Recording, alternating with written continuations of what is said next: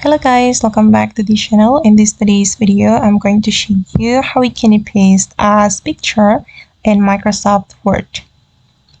Okay, let's get into it guys. I have opened my Microsoft Word, and for example, I'm going to copy a data from my Microsoft Excel and I'm going to paste it as picture.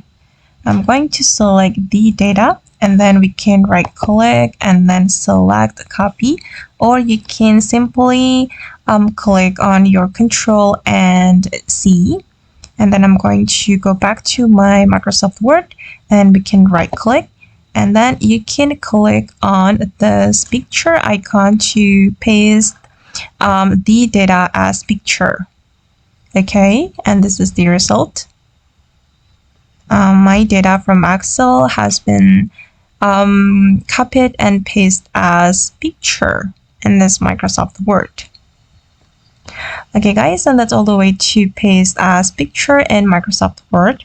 I hope this tutorial will be useful for you. Thank you so much for watching and bye.